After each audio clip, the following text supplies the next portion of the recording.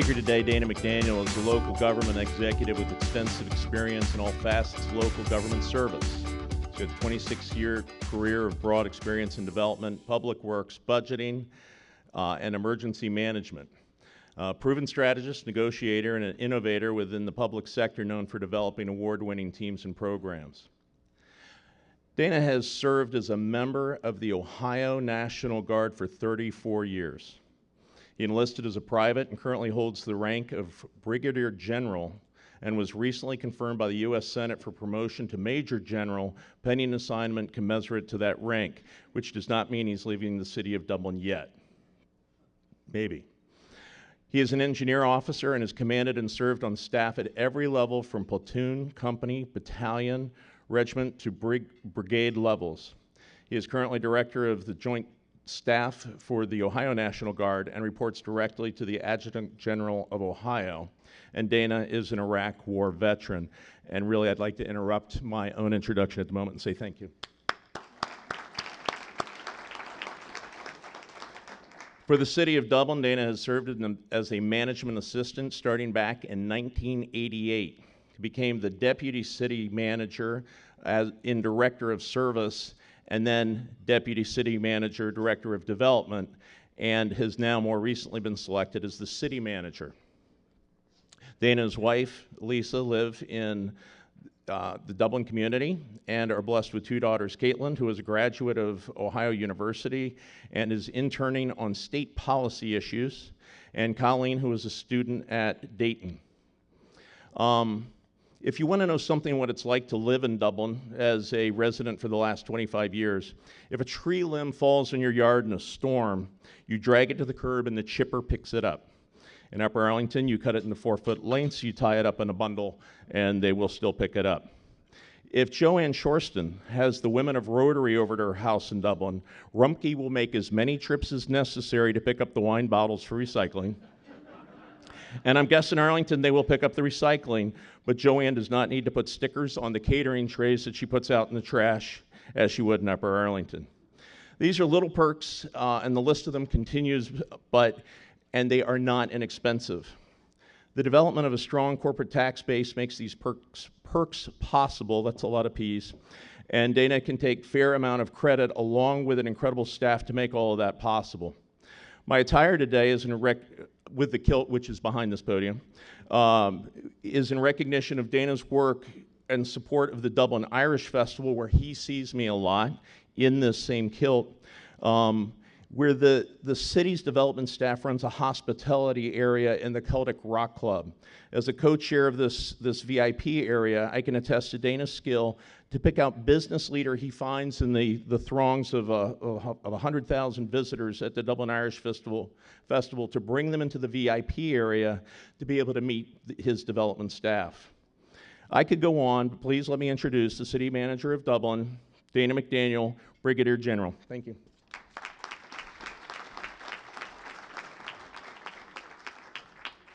We have a video we're going to run first here soon. I think they're going to get it.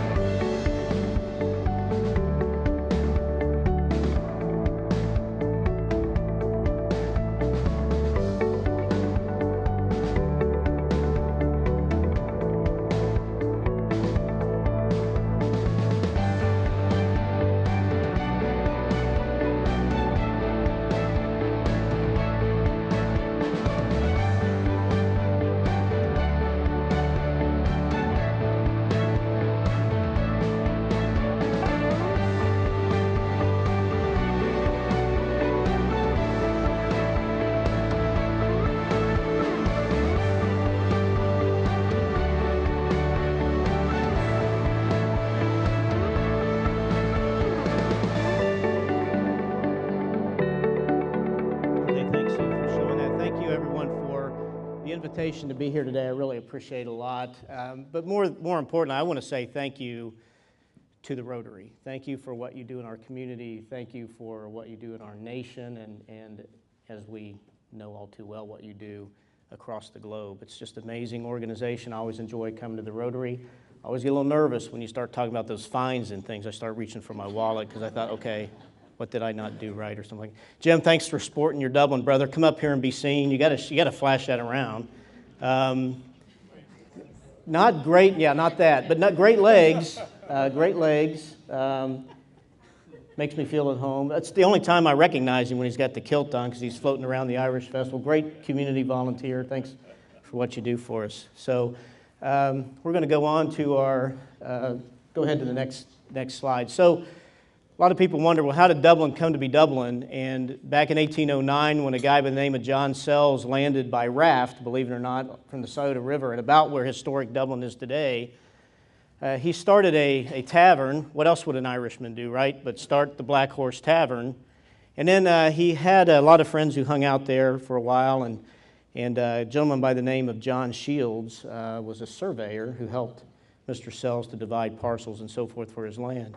So he asked John Shields, what would you name this great town if I turned it into one? And that was the quote from John Shields. But John basically said, look, I'm going to name it after my birthplace, Dublin, Ireland, because it reminded me of that. So that's how we got our name. I know a lot of people may not be quite aware of that. Go ahead, Sue. So, there are really three things that, after many, many years, Dublin was kind of known for one other thing between that time and more recently, and that was the Sells Brothers Circus. I don't know if you've ever heard of that or not, but the Sells Brothers Circus traveled the world, actually. Went to Australia, brought some fame to Dublin and the Columbus region. Interesting thing about that, the Brookside Country Club, if you're familiar with that, used to be where they would lay down the circus in the wintertime when they weren't traveling. And I thought, that's kind of like my golf game. It's kind of like a circus. So at least that's how it was Saturday, that's for sure. So I saw a fluorescent golf ball laying up there I need to borrow off Tricia here. But anyway, fast forward really about 100 years later. Not a lot had really gone on in Dublin. It stayed pretty static. Three things really happened in Dublin that made a big difference and changed its trajectory into the future. First was the 33-270 interchange, which is still changing our trajectory yet today. Well, unless you're up there and you can't get anywhere, but because it's all under reconstruction, right? And then the second thing, of course, was Muirfield Village and Jack Nicklaus's vision for a tournament. And then the third thing was our office product that followed with the highway. So what Sue just showed you, go back one and see if that thing will do that again. It won't do that again. But there's the original interchange. And if you go forward, you'll see the transition of this interchange into the new interchange. That's what it'll look like going forward. A lot of new bridges and ramps, trying to take out the weaving and all that kind of stuff. This interchange, like many others, hadn't been touched for over really almost 45 years. A lot of growth had happened, obviously, in the 33 corridor when you see all that was going on up and down through there with Honda, its supply chain, Scott's, all the businesses in and around Dublin. And we worked together as a region to get that interchange funded. So interchange was a big game changer for Dublin. Go on. Next thing, of course, was, as I mentioned, Nicklaus golf tournament. The story, as many of you probably know, is Jack was at the Masters one time with some friends, and I'm going to make this pretty short. It's a longer story in this.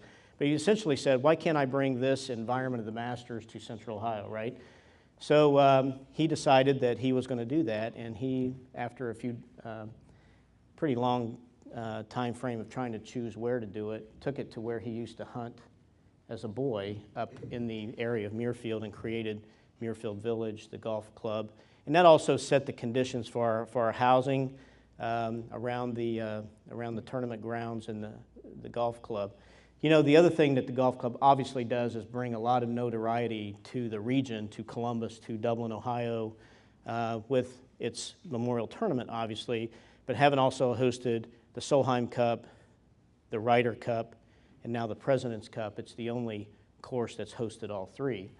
Was just talking to Dan Sullivan, the team, the other day, and said, boy, I hope you can bring that Ryder's Cup back one of these days, or the Solheim for that matter, and I think they're going to try to keep working those. So we'll see what happens in the future. The other thing I mentioned was office buildings. So our commercial development started to happen along the lines of I-270 coming through the city. And what we saw was Ashland Chemical created a presence there. And then the Online Computer Library Center. And I don't know if many of you probably know OCLC, but if you're not familiar with OCLC, the story I like to tell is they basically own the Dewey Decimal System. They digitized that, and they run a software that supports over 70,000 libraries in over 120 countries. So pretty amazing company, started and grown by a local gentleman, last name of Kilgore, and an amazing company. But the point is, these were two of the early commercial buildings that came to Dublin and kind of set the tone for what that suburban commercial office would look like for the decades to come. Next slide. So, you know, the other big difference that's going on in Dublin, so those are the three of the key things, but of course our school system makes a big difference in our community. Very highly rated schools. I think U.S. News and World Report rated them. All three fell in the top 300 nationally, and in state, rated very high. But the bigger point of this is quality schools, really brought a lot of business to Dublin, but we're very proud of how they continue to function. But, an interesting concept in Dublin is that nearly 20% of our population now is Asian. When you think about Dublin, you think, or a suburb, you kind of think of, the traditional suburb. But we are really diversifying. Over 61 languages brought to our Dublin school system. You wouldn't think there'd be 61 languages in a suburban school, but there are. Very proud of that.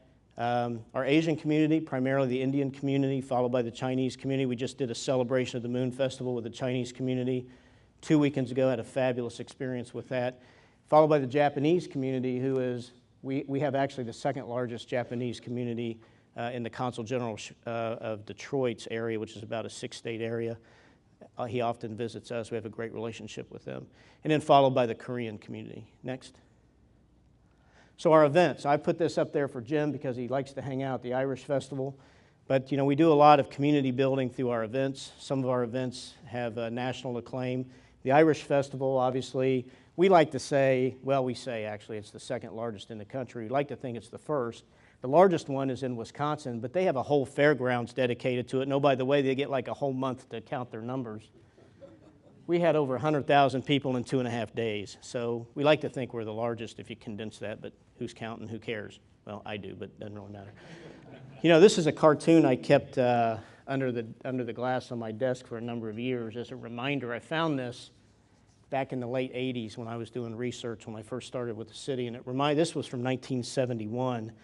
But it reminds me of all the struggles that Dublin went through over the years. You think about water and sewer, and you think about growth, and you think about pain, and when did they get their first library, and all those things that it takes to make a great community continue today. And we all deal with that, whether you're City of Columbus, City of Dublin, or a new booming community like New Albany. But all these things are reminders of all those things they struggled with in the past, we continue to struggle with today, but it's what makes a great sense of community. Okay, so let me just tell you a little bit about Dublin from an economic development perspective. We comprise nearly 9% of the gross metropolitan product here in the MSA.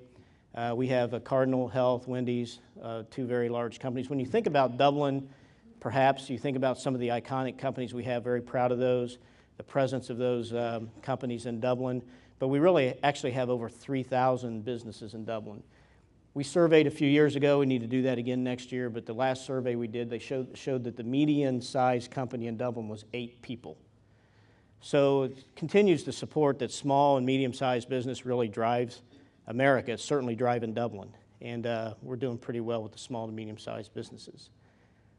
Go ahead. Our economic development strategy is really founded in entrepreneurship, innovation, supporting the workforce, all the things that a lot of cities do, working on infrastructure. I'll get into some real specifics on what we're doing here in a minute.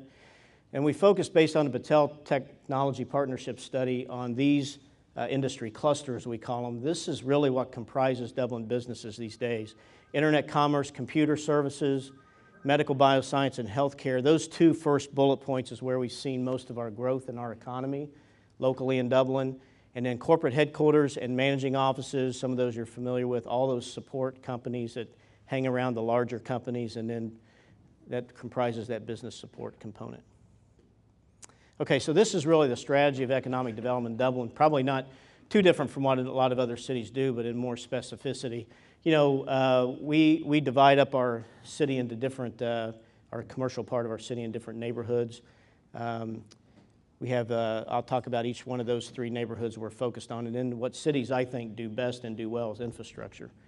You know, at the end of the day, like I said, cities really focus on infrastructure and things like that, but planning has really been, and forward comprehensive planning has really been the mainstay of Dublin.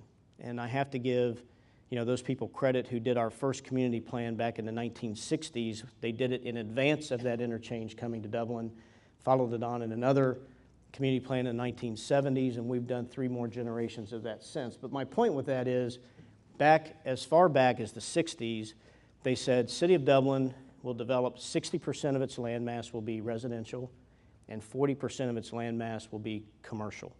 And they have stuck with that ever since.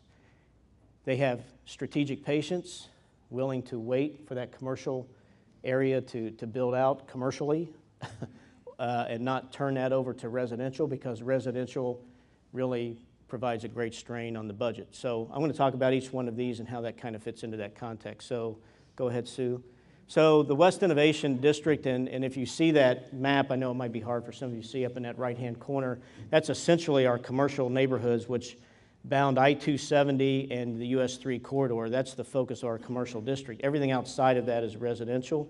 The West Innovation District, which, imagine that, is on the west end of town. We're pretty innovative in our naming, way we name things. But the point is, that's about 1,000 acres of research and development and innovation park, or research and development park.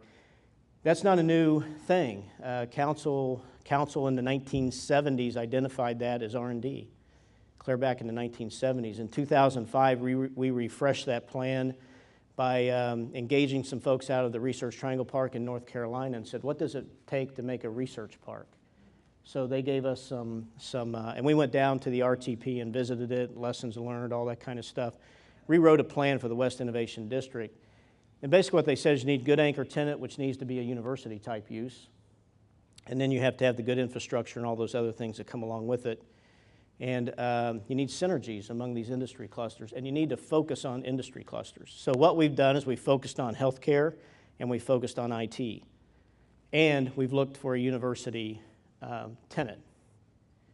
And I think Melissa and Bob Weiler here, who are on the front end of the Ohio University project, when we heard that Ohio University was looking for a location in Central Ohio, I turned to my staff and I said, go get that. I don't care what it takes, go get that. So we went after it. We found Melissa, we found Bob, and we bugged the heck out of her, and we wound up with the OU campus. But the point of that is OU and the Heritage College of Osteopathic Medicine took over some existing buildings, and we added, as a city, owned 76 acres around that, which we added to that. Now they're building out a campus. They've renovated the buildings. They've had their second class started in the medical school. They've started a physician assistant school. Columbus State has just relocated in the building in the top picture there, which they just opened back in May. So Columbus State, who's had a presence in Dublin for many, many decades, has shifted its flag out to there. So now we're getting a synergy of universities. Ohio Dominican's going to have a presence there. The Findlay College of Pharmacy and some other flags are starting to happen, focused on the medical, particularly around osteopathic medicine, which is different than the Ohio State University Medical School, right? So it's a different niche, developing family practitioners from Ohio for Ohio. 90% of the students in their classes so far are from Ohio with a commitment to stay in Ohio.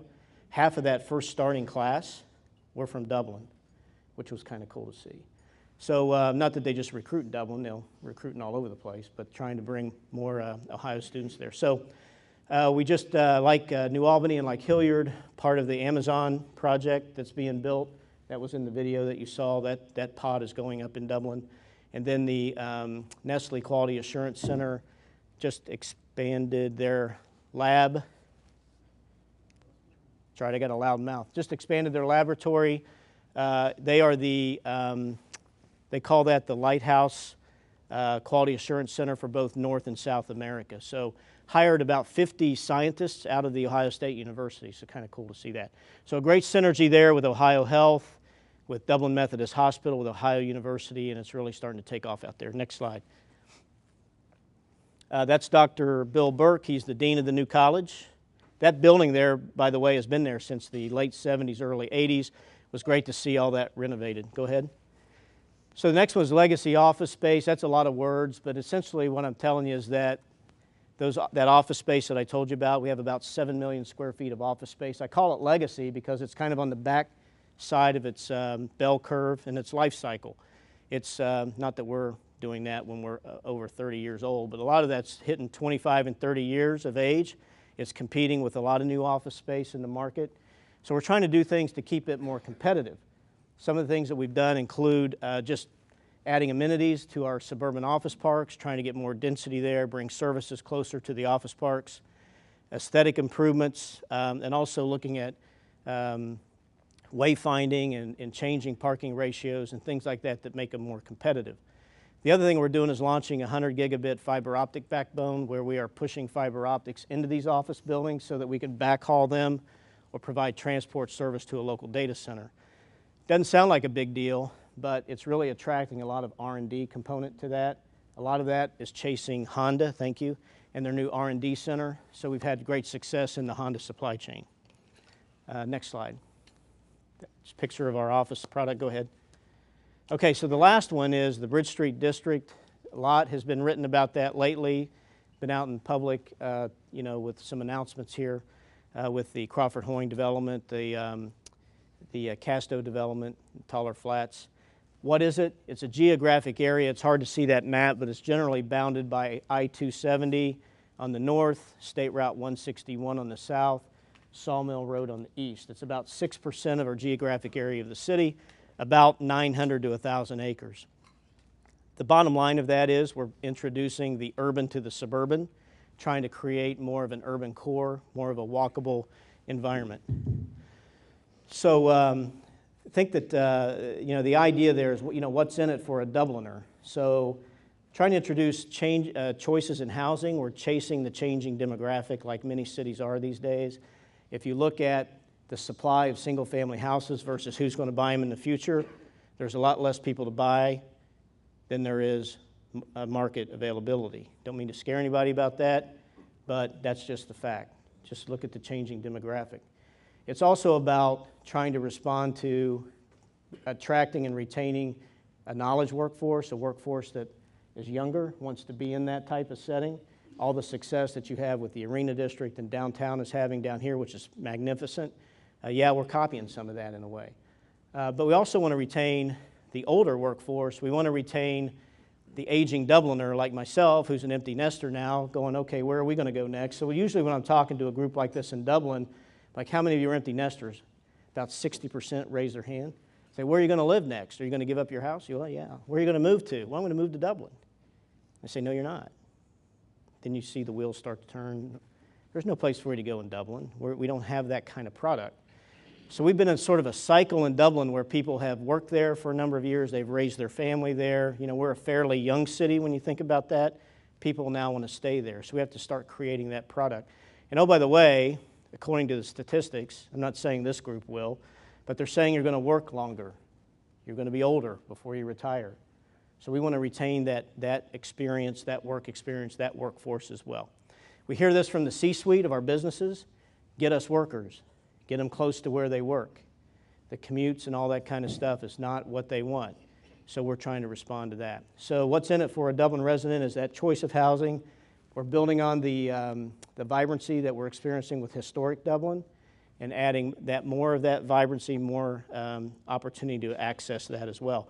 And we're focusing a lot of that on our riverfront. We have this thing called the Scioto River that runs through Dublin as well. We've not done a good job, frankly, of leveraging that.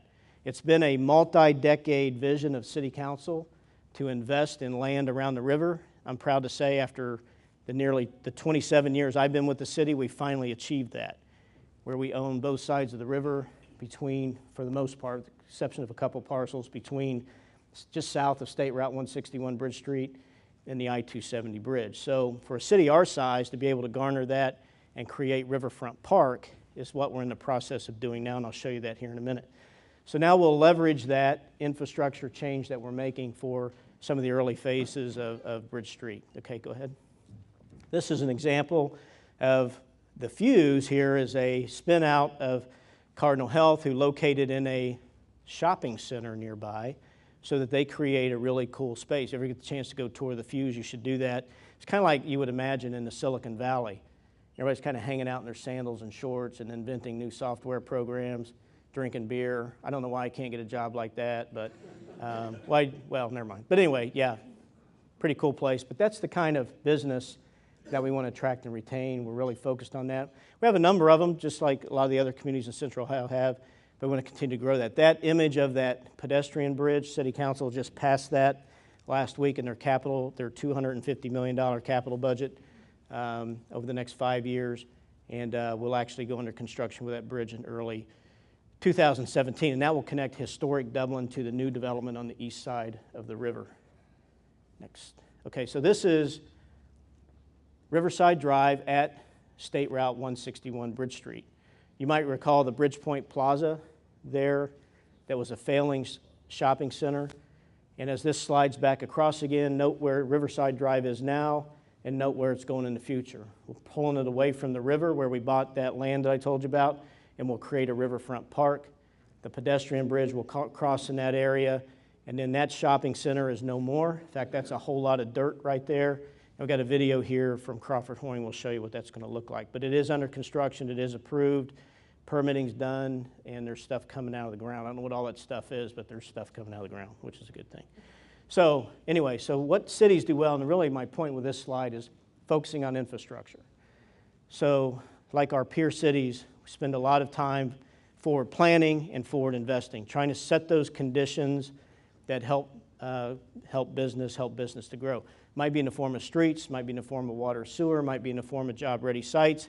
In our case, might be in the form of fiber optic service, which not a lot of cities are into, but is paying great dividends. So I think that's pretty much all my presentation. Oh, the last thing is quality service. Obviously, any city, like any business, you're only going to do well if your residents are happy. So we really take pride in our quality service. Jim, thanks for the plug that you did on that.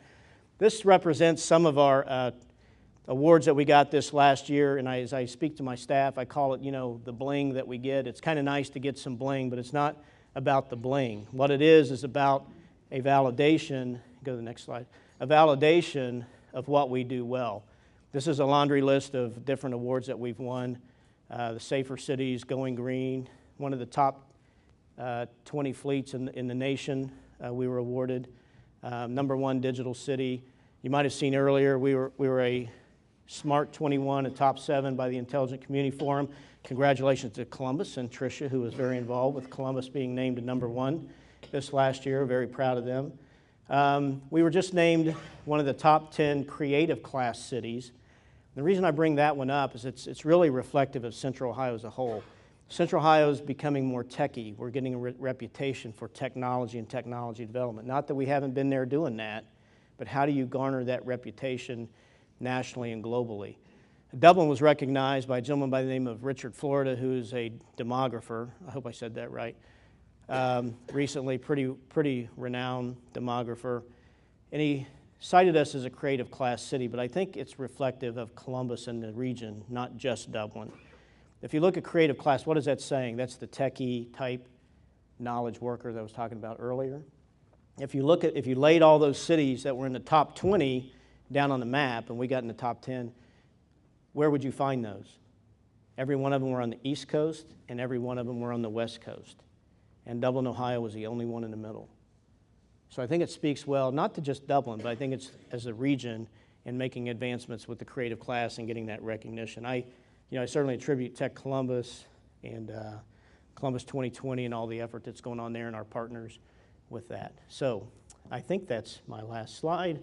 We do have a video, if you're interested, of our proposed development that will be called Bridge Park. And it will show you the type of development we're talking about in the Bridge Street district.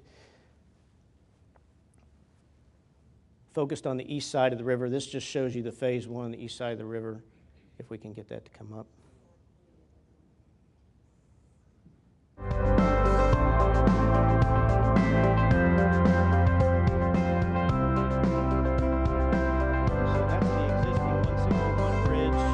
Looked underneath that thing. It was built back in the 30s, you know, as part of the public works. It's a gorgeous bridge underneath. A lot of people don't, all those stone arches people don't typically see. That's the 161 Riverside Drive intersection. You saw this a little bit earlier.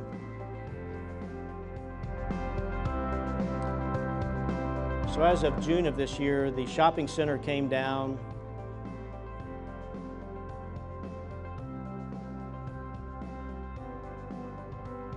That roundabout and Riverside Drive is underway.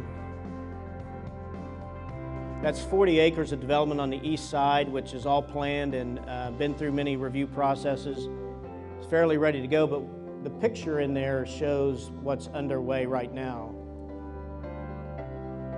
This will highlight the pedestrian bridge. You see that just north of the 161 bridge. And now this will zoom in on what phase one will look like.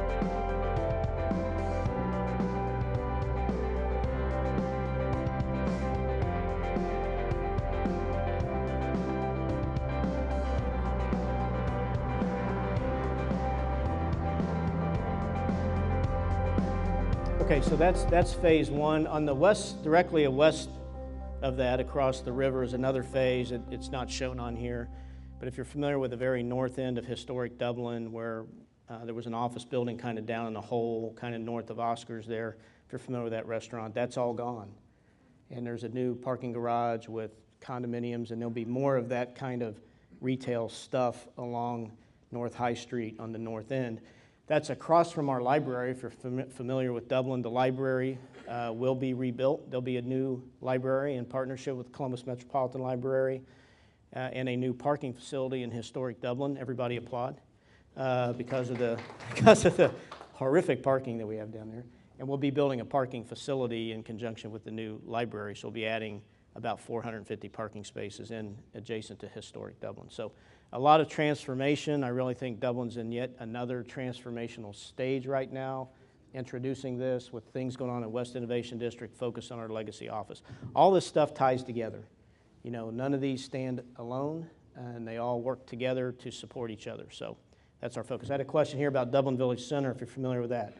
Dublin Village Center was sort of the Easton of its day back in the 80s, right, if you remember that. It is part of the Bridge Street District. We have overlaid zoning, rezoned all of that, nearly 1,000 acres. John Shields Parkway, which is a brand new road that will go from Riverside Drive, I didn't point it out on here, from Riverside Drive going east, and will come out at about the AMC Theater, and then eventually that will go on across and connect to Sawmill Road. We're studying the Snoffer Road, Sawmill Road intersection right now for that future connectivity. We think that an infrastructure investment like that will start to reset those conditions. Dublin Village Center's got some life breathed back into it. I think it's serving a good purpose for the folks that are in there, and will give them opportunities to grow. But I don't see Dublin Village Center redeveloping in the near term. We have time for just one more question, Dana, if anybody has anything. If not? Here's one right here. Okay. I'm very confused about the land strategy involved, because you talk about strategic plan that started in the 70s and you have a lot of patience to see it play out, but if there's private landowners there, they're paying property taxes the whole time, or they've got inheritance issues.